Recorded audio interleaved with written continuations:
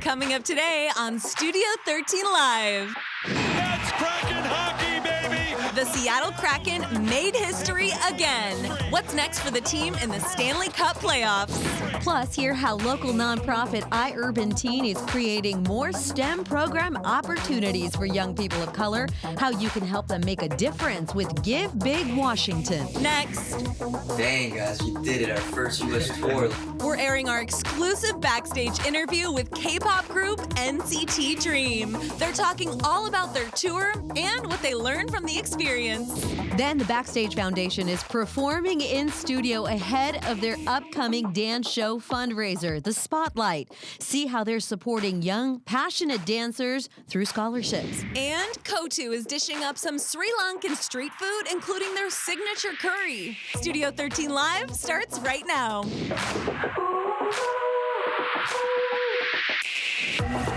I wanna see you smile, take you another mile.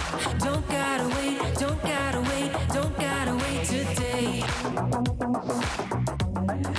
Hello, happy Monday. Thank you so much for being here with us. I'm Carly Henderson, and I am so happy because Mireya, you're back.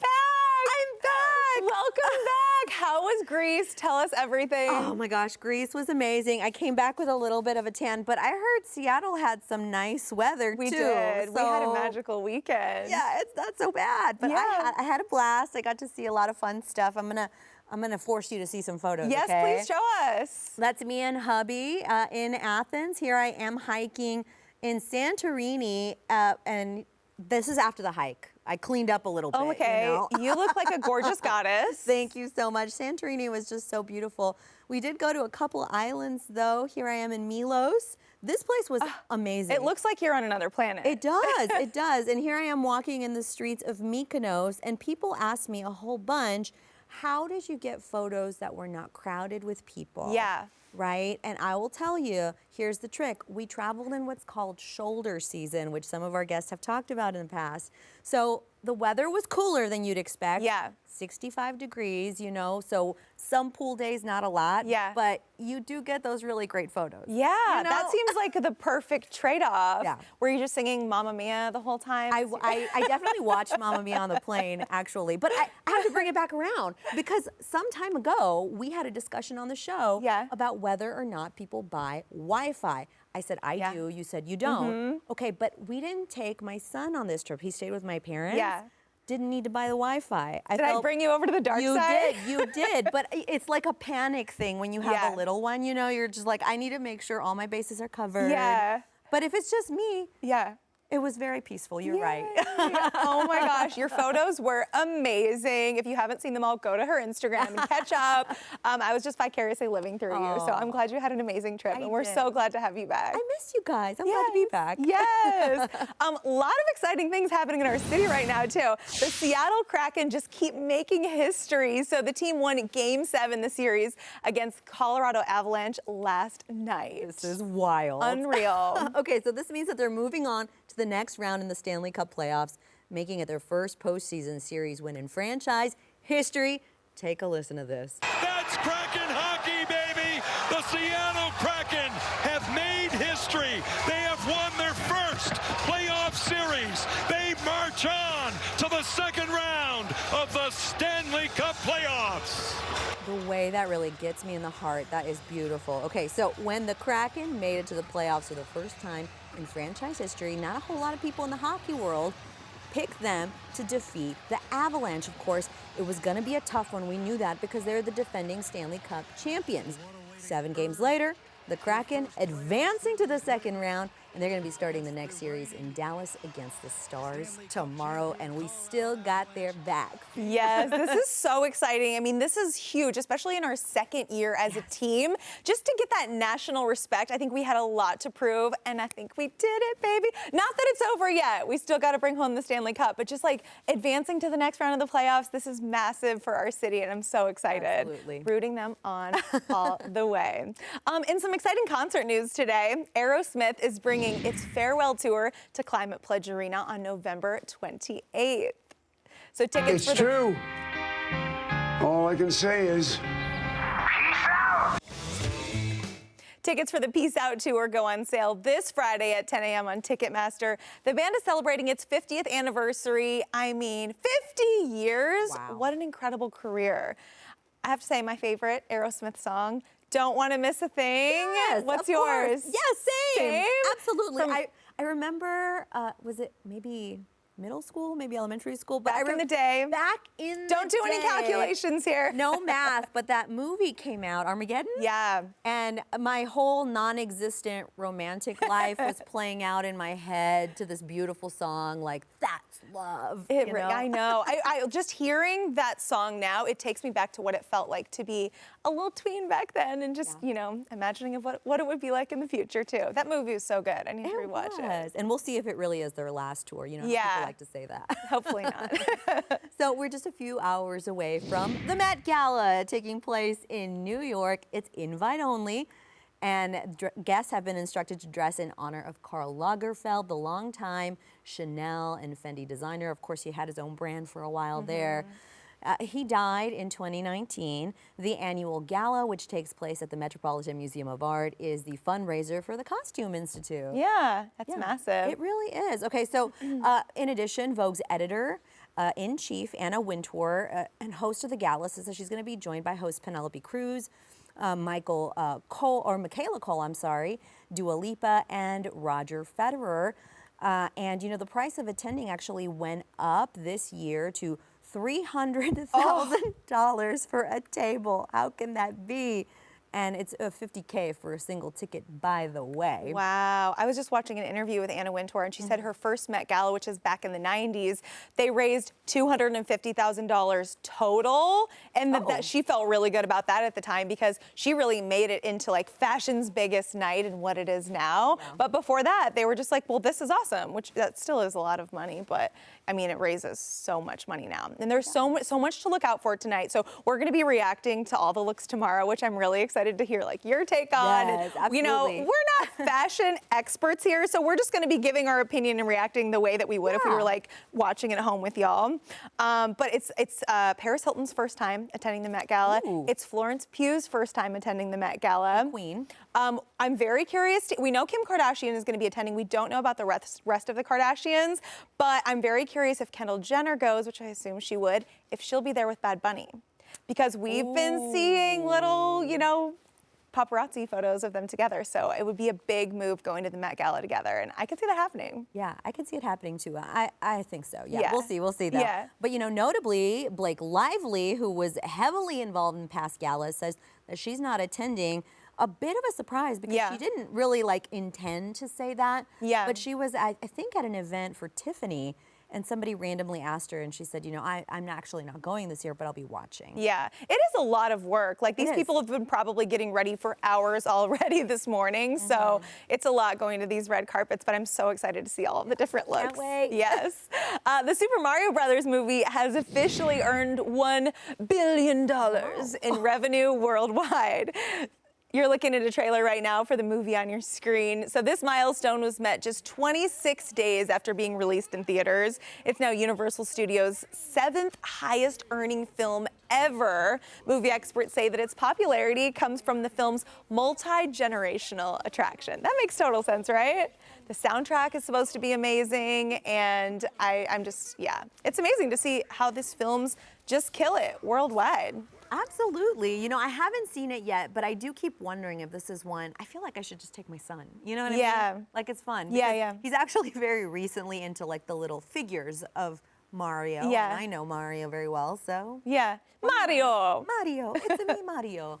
All right. Well, Twitter will soon allow media publishers to charge users who read their articles an article-by-article basis charge. Okay, so Twitter CEO Elon Musk is making this announcement over the weekend. Starting sometime this month, users can pay a small fee to read an article, and Musk says that this is actually a win-win for both users and media outlets, because this means that users don't have to pay for full subscriptions. You know, don't you hate that? You click the button to read an article and it says that you can unless you pay like $6 or whatever. Yeah. So this will be smaller, but the question is, do we think people are going to actually pay? It's kind of hard to want to pay when it's something you've been getting for free for so long, as I feel this way about like Twitter and all these other social media apps that are now trying to make money and charge you as a user. So I don't think I would pay, probably not unless it was something I was just dying to read. Even when I read like the New York Times, I'll log on with my library account that gives you access to, just because, I don't know. Yeah, hot tip right there, another perk of the library. But if you're getting fed up with Twitter's mounting fees, Twitter's former CEO, Jack Dorsey, actually just started another social media app that's very similar sounding and looking to Twitter. It's called Blue Sky, and it's a microblogging site. They don't have hashtags and they don't have DMs. But otherwise, pretty similar to Twitter, so could be something to check out. Maybe in the future, okay. When was the last time you talked to your neighbor? Well, a new study shows that the average adult hasn't spoken to their neighbor in 3 weeks. The study found that while most people don't always talk to their neighbors, they do enjoy passive-aggressive posts on their community social media pages like Nextdoor. The top 5 neighborly annoyances the study found were inappropriate parking, loud music, dogs barking loudly, shouting, and noisy children. Shouting, that's like a little scary. I know. Oh my gosh. I think I haven't talked to my neighbor in a long time, and I'm just now thinking of this, but have I in the past posted a passive-aggressive item on Nextdoor? Yes, I have. Really? I have. What was it about? Would you mind sharing? No, that's fine. I got really cranky one 4th of July because people were popping fireworks off, and my son was like, I don't know, maybe like 6 months old. Yeah. I was like, cut it out. Baby needs to sleep. It's scary for dogs too when those are going on. I love fireworks, but I really don't like the DIY fireworks situation for like pets and bibis and all of that stuff too. All right, check this out. A new study has revealed that places people go when they retire. Florida taking the #1 spot with lower taxes and a lot of sun being the top reasons. According to the study, 78,000 seniors 60 and older moved to Florida in 2021. Now, Arizona, #2, South Carolina, North Carolina, Tennessee, Idaho, Nevada, and Arkansas all keep that list going. I have to say, though, my #1 retirement spot is not here. What's yours? Oh, so I don't think it'll just be one spot.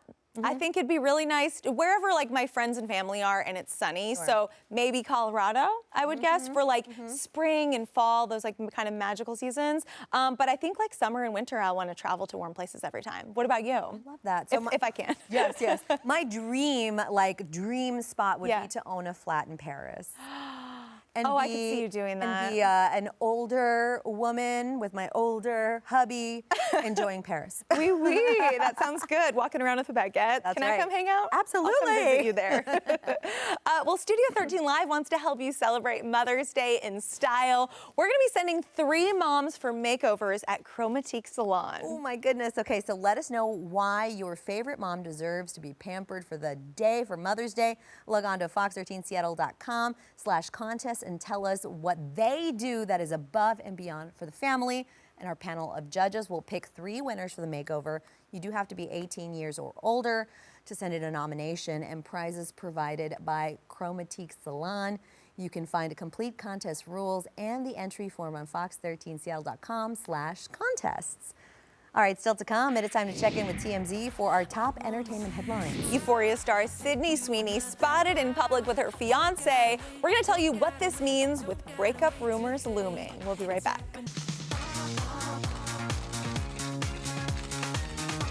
It is time to take a look at what is popping in the world of celebrity news. And for that, we are bringing in Fabian Garcia from TMZ. Happy Monday, Fabian. How you doing? Happy Monday. Thanks for having me back. I appreciate it. Yeah, good to see you. So I saw that Sydney Sweeney was spotted in public with her fiance. What do you think this means with the breakup rumors swirling? Oh my God, who knows? Okay, so let's break this down. So Sydney Sweeney, obviously there are breakup rumors about her and this guy, apparently her fiance, Jonathan Davino, and this all has to do with Glenn Powell, who's her co-star, whom she has been filming a rom-com with over the past several weeks. They've been looking very flirty, very affectionate, and frankly, very compatible.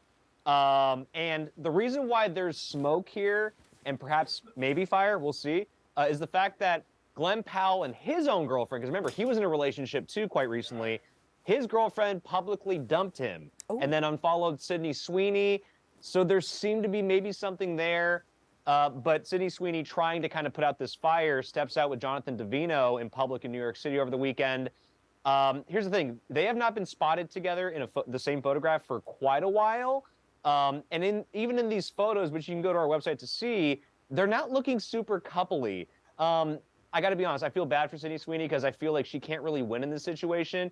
If she would have been laying it on thick, holding his hand, kissing him, etc., people would have been like, oh, they're trying to make it seem like they're together, blah, blah, blah. It seems like they did the exact opposite in this case, where they weren't really touching, just kind of keeping it very stoic, not really smiling a whole lot. They were just there together.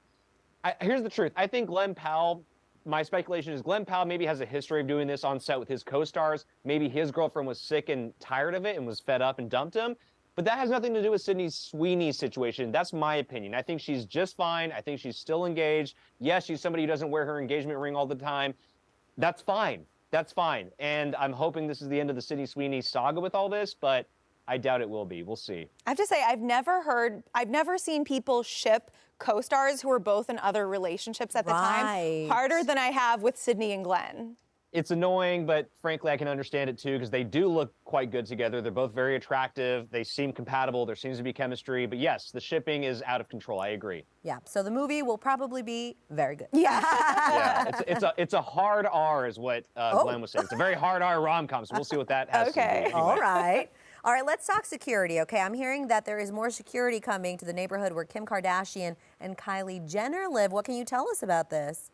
Yeah, so this is the community of Hidden Hills, which I just learned this today. Apparently, Hidden Hills itself is a gated community. Not only is it like its own municipality and city, but it's a gated community.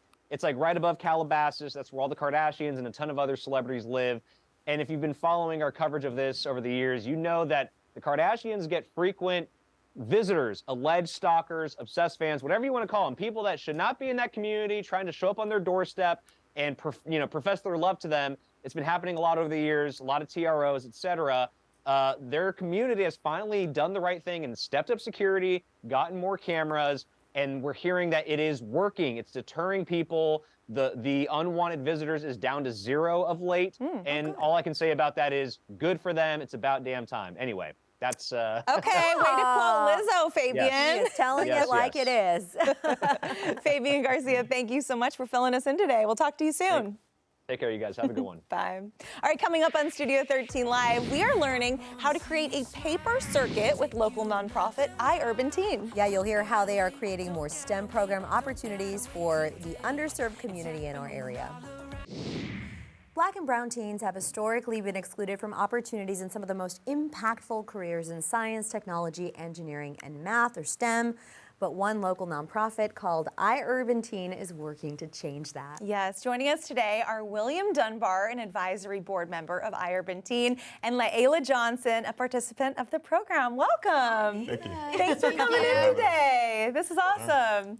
So William, first off, I know iUrban Teen launched in Seattle all the way back in 2013, so it's almost been 10 years. Tell us all about the organization. Yeah, so iUrban Teen is a nonprofit organization on a mission to mentor and expose young students of color to career opportunities in STEM. Our STEM program is a little different, where we not only focus on science, technology, and engineering, but also manufacturing to introduce our students to concepts around designing and creating sustainable products, right? That's awesome. I got involved in iUrban Teen about 5 months ago. Oh, okay. You're a newbie. I'm a newbie. But, you know, it was during the pandemic, I had an opportunity to work on some STEM projects with my daughter, and we would take things that we would normally throw away and repurpose them to not only for entertainment, but to help drive conversations around conservation, sustainability, and more importantly, environmental justice. After things kind of returned back to normal, I had a chance to get involved in this organization, founded by a woman of color, and she opened up the door. She opened up the door for me to get involved and help these students find career opportunities. That's so good. Yeah. So it sounds like you obviously were inspired by your daughter, by the state of the environment, but talk to me about kind of a bigger picture, what it feels like as a Black man who is watching these young people not get the opportunities they deserve and making a difference. Wow, that's a good question. I think we're at a pivotal point where we see technology changing and transforming our communities. And I've been working in the technology sector for about 15 years. And, you know, using my experience, my curiosity, I hope to have that opportunity to help pave the way for the next generation, where it opens up those doors, but also makes it easier and helps build confidence early, where these young students can kind of jump in there and feel comfortable taking on those careers. That's wonderful. Yeah. Okay, so we have Layla here, and you're already working on something. You're one of these smarty pants students, I think. What do you think? You can say you're smart. Yeah. You can. It's obvious. You should say that. All right, so how many years or how long have you been a part of the iUrban team? I've been part of iUrban for 3 years now. Wow. And I've had really great experiences with them. Like iUrban Garden was really fun. The projects that we did and like the plants that we like planted and stuff. Yeah. And like my favorite thing to do with iUrban is like during Halloween, they do this trivia thing. And I always win a Kindle, but it's still really fun. That's awesome. So cool. We are not the best at trivia, but you are, I can tell. We've proven ourselves that way. What project do you have right here? So the project that I'm working on is called Paper Circuits. And it's where we are using an LED light, copper tape, and a battery to light the LED light. And you can see it. Yeah, it was just on. Up close. That's so cool. Very cool. Okay. That's high tech. It really is. How did you like putting that together? Was it hard or was it easy? It's pretty easy. Yeah? You just really bend the wires of the LED lights, and then you place the copper tape on the wires. And then electricity goes through the copper tape and goes into the battery, which when you place the copper tape on there, it lights up. It's kind of like magic. Yeah. To us. to us. Layla knows what's up, She though, knows what's okay? And you know, you guys offer scholarships, so tell us a little bit about those scholarships, how much money you've been able to give here. So in 2022 alone, we offered 22 scholarships to our high school and college students, ranging from $1,000 to $2,000. Yeah. That's amazing. And I know nonprofit organizations, they're always looking for funding. And if people want to get involved, how can they help? Yeah, so we're always looking for grants, corporate partnerships with corporations that can help provide tours as well as internships to our students, volunteers, anyone that's interested in joining our advisory board. When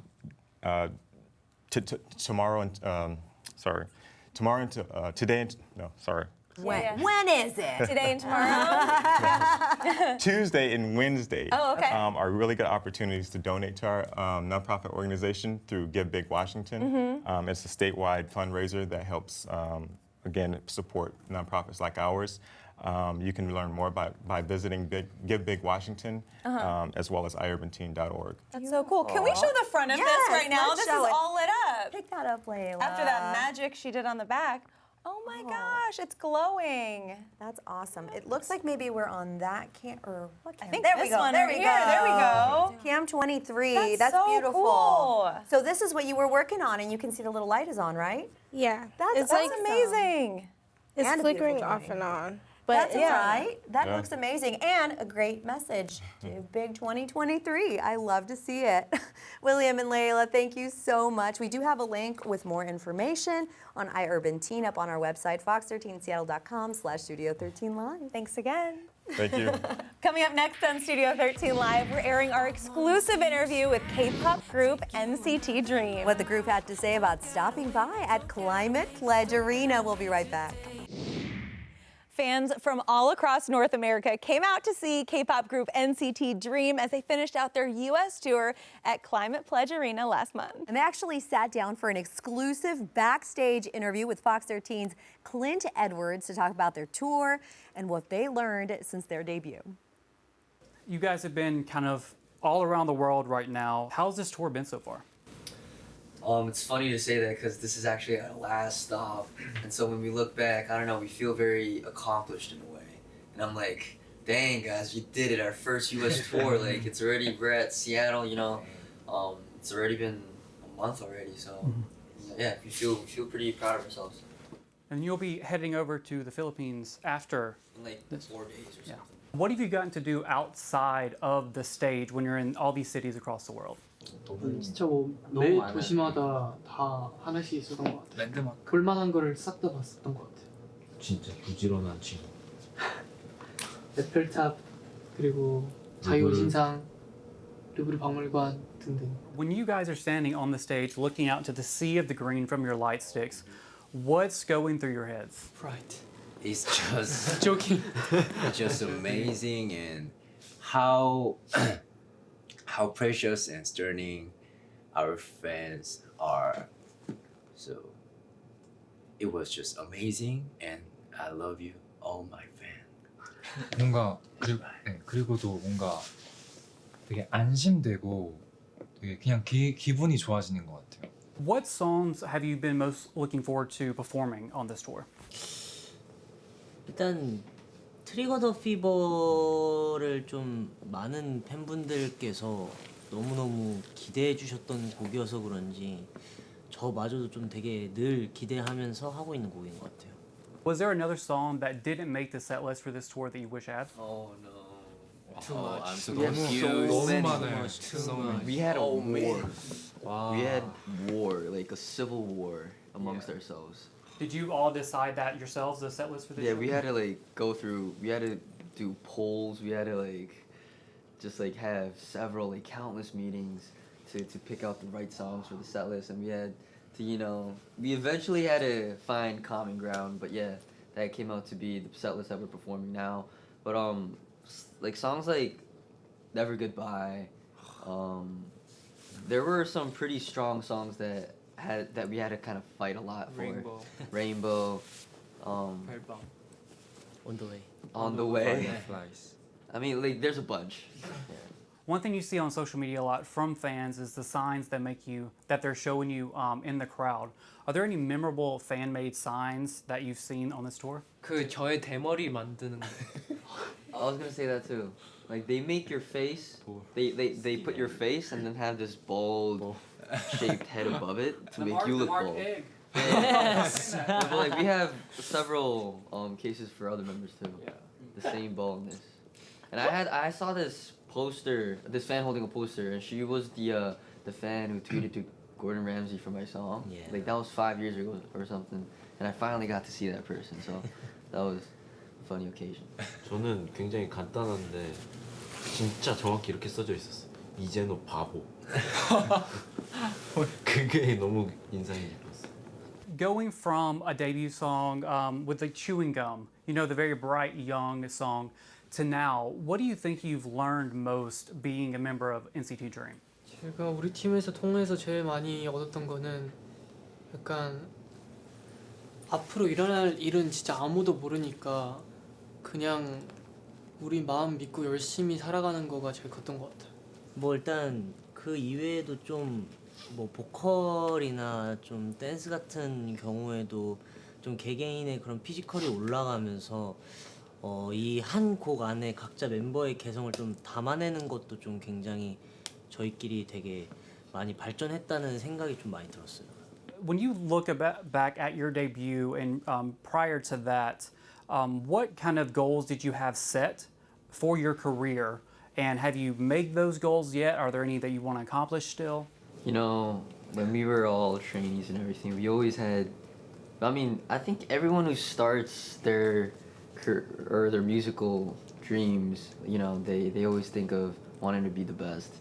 And so I don't want to say that we're the best right now, but we're definitely, we're still going for that. And there are records that we did break, and whether it be albums or whether it be just, doing big stages and everything, stuff like that, or stages where we feel like, oh, we really made it to the stage that we always wanted to stand on and stuff like that, and we're actually doing a tour that we've always wanted to do. And so in the end, I feel like just living and working through our music was the essence of all of our dreams and goals, and I think that's what we're doing now. And the very essence of that as well was to always bring inspiration and positivity to the people who listen to us, and I think that's still a goal that we have achieved and we're still achieving. So yeah. As a fan, I've seen a lot of you guys performing a lot of videos on the internet from your debut until now. You always look like you're having so much fun on stage, especially with this tour. Do you enjoy closing the stage or opening the stage more? 근데 뭐 사실 그런 좋고 그런 감정보다도 시작 때의 기분은 되게 한번 열정이 엄청 넘치고 오늘도 한번 약간 찢어보자 부셔보자라는 생각이 되게 컸고 끝날 때쯤은 뭔가 오늘 진짜 재밌게 놀았다. 오늘도 역시 재밌는 추억을 남겼다. 그리고 앞으로를 더 기대하게 되는 그런 기분이 드는 것 같아요. I want to thank you for taking the time to do this. Thank you. Thank you for coming to Seattle, and I hope you have a great show. That was such a great interview. Yeah. Oh my gosh. Oh, wow. The group headed back to South Korea following their show here and then resumed their tour in the Philippines this past weekend. Wow, very, very cool. Cool vibe, perfect skin. Yeah. Talent Great everywhere. style. I We're know. into it. Wow. Well, you can watch this full interview on fox13seattle.com. All righty. Well, I don't know. You lived in Korea for a while, right? You love K-pop? I love me some Oh, K-pop. I love it too. Their dance moves are so good. There are. Okay, check this out. Still ahead, the Backstage Foundation is performing in studio ahead of their dance fundraiser, The Spotlight. So you'll get to hear all about how they're empowering dancers to reach their dreams through workshops, audition training, and scholarships. We'll be right back. Yeah, I'm gonna make your day. Yeah, I'm The Backstage Foundation is a nonprofit that provides funds and opportunities to help young people, dancers, build their talent and fulfill their dreams. Their annual dance show fundraiser is happening May 6th and raises money for audition training, competitions, and scholarships. And joining us today to share all about it, Kari Hovde, the founder and executive director of the Backstage Foundation, and dancers Aria, Aaliyah, and Cinia. Welcome. Thanks so much for coming in. Thank you for having us. This is so cool. So tell us all about the Backstage Foundation and kind of what inspired you to start this organization. Sure. The Backstage Foundation is a scholarship organization providing performing arts opportunities to young dancers. And I have a passion for creating excellence in our youth. And so here I am with our young dancers here today. And I want them to have the confidence to show up in life with greater confidence than they would even on the dance floor. You know, I have to say that I remember how hard it was to be confident as a kid. You know what I mean? Like everything is changing. You are just freaked out about or at least I was, I have to say, you know what I mean? But like doing something like dance can really turn it around. So talk to me about how it is that the foundation connects kids with those important resources that gives them the talent to do these dances and then confidence in the future. Sure. So we collaborate with local, national, and international dance studios, community centers, schools, conventions, and all kinds of resources that way to connect our youth that want to build excellence through dance. That's amazing. Yeah, dance is way more than talent and technique, isn't it, girls? It is. A resounding yes. Yes. You have this program called the Backstage Pass program, and I know just your passion to teach young dancers to give back to communities as well is so evident. Tell us all about that. Sure. Our Backstage Pass program is a volunteer program that we have so that they can show up and perform. They get to do all kinds of different things serving within our organization and serving in their local community to earn hours. And they have so much fun doing that. My purpose is to love and serve others on this earth, and so I want to be the role model for them to see what that looks like while they serve alongside us. That's wonderful. So you do have a dance show fundraiser event that's coming up on May 6th. That is happening at Federal Way Performing Arts Center. So tell us a little bit about the event and what people can expect. Absolutely. It is May 6th at Federal Way Performing Arts Center, and we'll have tons of dynamic performances, like you'll get to see one from these gals today. We'll have heartfelt stories, our scholarship recipients. We have industry speakers, a message from me, and lots of fun with an after party as well. And really quickly, before we see you perform, what's your favorite type of dance, each of you? I think I like jazz and hip hop the most because for jazz I can show like all my like tricks, like my leg hold and my pointed toes, and I also like hip hop because I have like a lot of energy and I can show it in hip hop. That's awesome. What about you?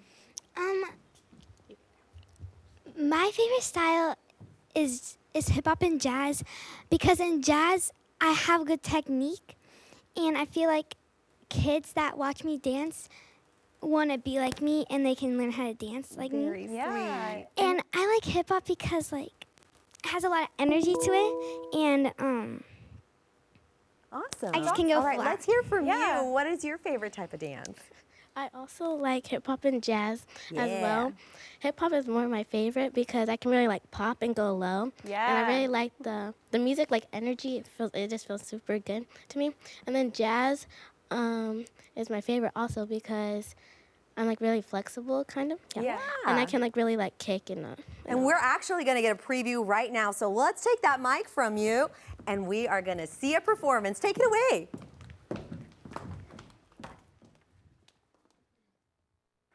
Just one night, all we got. Just one night, all we got. Just one night, all we got. Just one night, all we got. I ain't got time for you, baby. Either you're mine or you're not. Make up your mind, sweet baby. Right here, right now is all we got. A little party never killed nobody. So we gon' dance until we drop. A little party never killed nobody. Right here, right now is all we got. Skipping ba-da-pop.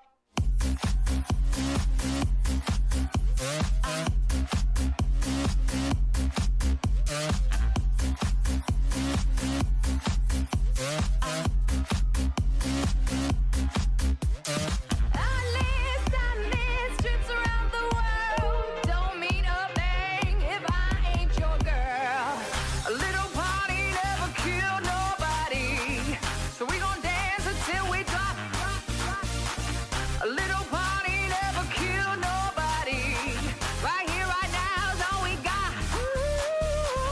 A little party never killed nobody, so we gon' dance until we drop. A little party never killed nobody. Right here, right now. It don't mean a thing if I give you my heart, if you tear it apart. No, it don't mean a thing if I give you my heart, if you tear it apart. No, it don't mean a thing if I ain't in your eyes, but it ain't gonna fly. No, a little party never killed nobody, so we gon' dance until we drop. Let's go. A little party never killed nobody. Right here, right now is all we got. Oh, a little party never killed nobody, so we gon' dance until we drop. A little party never killed nobody.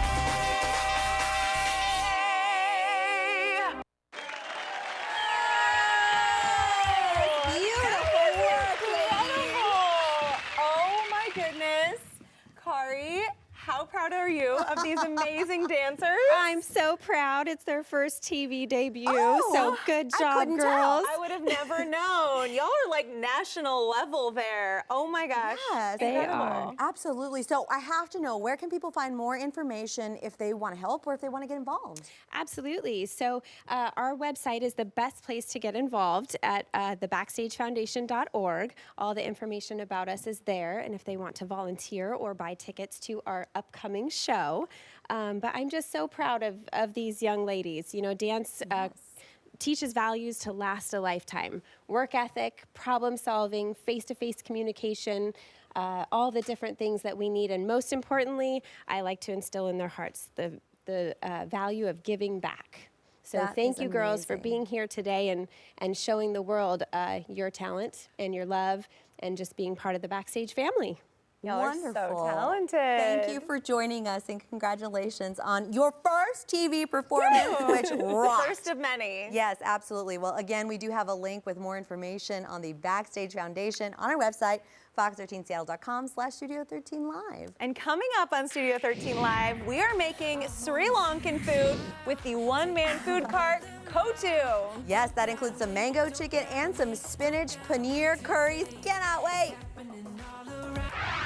It is time for Emerald Eats, where we highlight amazing food in our area. Oh, it smells so good in here. So good. Aren't you glad you're back, Mireya? Yes, I am so glad. Today we are joined by Sid Sunta, the owner and chef Hey, of everybody. Kotu. Hello. Yeah.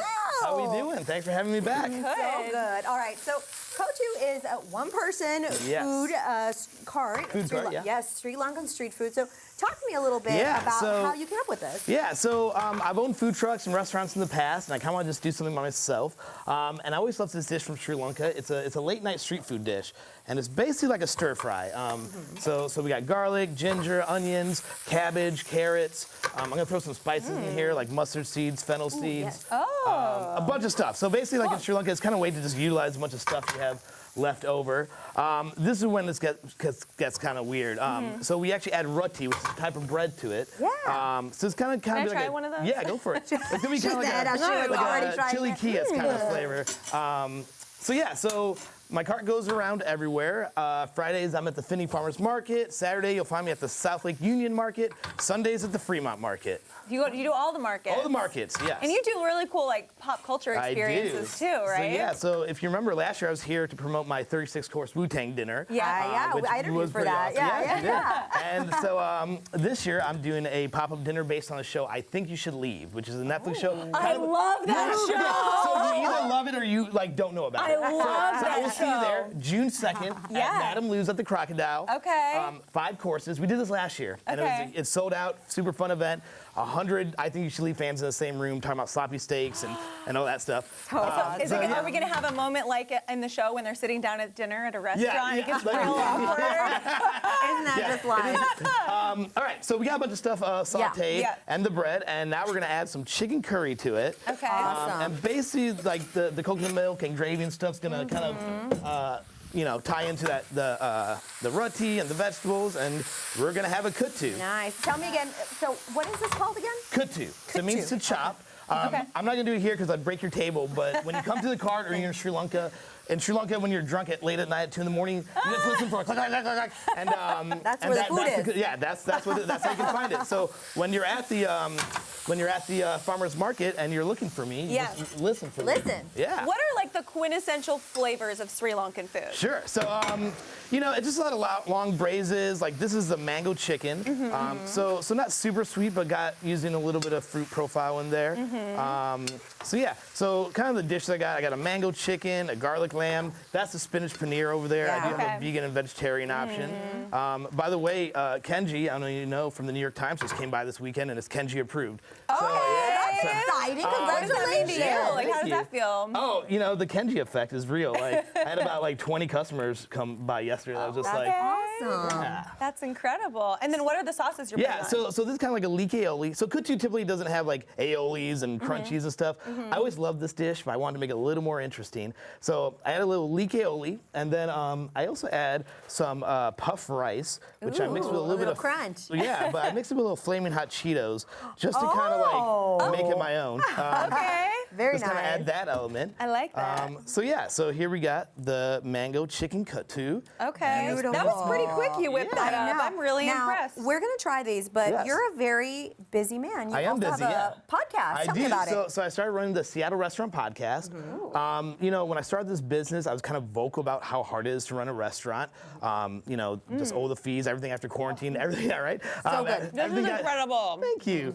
Everything got more expensive, so I just kind of want to showcase this. So we have different people from the industry come on. I have chefs, I have influencers, I have line cooks, servers. So if you want to come on the show and talk about it, we record on Mondays and we release every Tuesday. So Seattle Restaurant Podcast. So talk to me about why you feel it's so important to create an outlet for people in this industry to kind of say their piece. Yeah. I just feel like for so long we've been behind the line, and I feel like before quarantine, the back of house, wasn't getting paid fairly, and it took a couple of different things to change to make this happen, and there's no right or wrong answer, and a lot of people have different opinions, so it's really fun to have different points of views on and that kind of stuff. I read that you were a touring musician before you became a chef. I used to be a tour manager. So I used to work with bands. Okay. And now I still do like backstage catering at like Climate Pledge and Boards and stuff. So I still get to work with my friends from the touring days. Like I just cooked Kutu for Fish at Climate Pledge. I got to cook for SZA and Very cool. yeah. So it's really fun to still work in that world and see my touring friends and get to go home and go sleep in my own bed. How did you decide to go from that to like really taking it seriously as a chef? Yeah, people just kind of started downloading music and I just, I tour with some bands that love cooking and we always cook off on our days off. I was like, I kind of like this more than touring. Yeah. Awesome. So tell me, we have these two delicious, and truly, guys, delicious dishes. What else should people be trying from the cart? So the cart's super simple. It's just a one dish. So it's a one-man show. Okay. I do all the prep, all the dishes. So right now I can just do the one thing. But for the pop-up dinners, we always do really fun, weird stuff. For example, if you're a fan of the show, we're doing a dish called 1,000 Meatballs, where we're going to do like some meatball pearls and some weird stuff. We're doing sloppy steaks and edible cigars and a lot of weird stuff. So Very fun. How do you get your ideas for stuff like that? I just for any of the pop culture dinners, I did a Lord of the Rings brunch. I was going to mention that. Yeah, we did that one. Fun. We did a Seinfeld bagel pop-up. We just watch the programs or listen to music and get inspired and see if we can translate movies and music into food. I think it's so interesting when you are in the food industry as a chef, when you're watching shows for entertainment, you also kind of are thinking well, what would they eat? What are they eating? Oh, I love that. Well, thanks again. Remind us where people can find you. So Fridays at the Finney Farmers Market, Saturdays at the South Lake Union Market, and Sundays at the Fremont Market. So cool. I'm definitely going to be joining for that event. I think you should eat. I think you should eat. I think you should eat, yeah. Checking that out. Sid, thank you so much. We've got a link with more info on Kotu up on our website, fox13seattle.com/studio13live. Yes, and we do want to remind you that if you have a restaurant or a bar that you like, you can send us an email and we will feature them. Thanks so much. Have a good day. We'll see you tomorrow. I'm gonna make your day.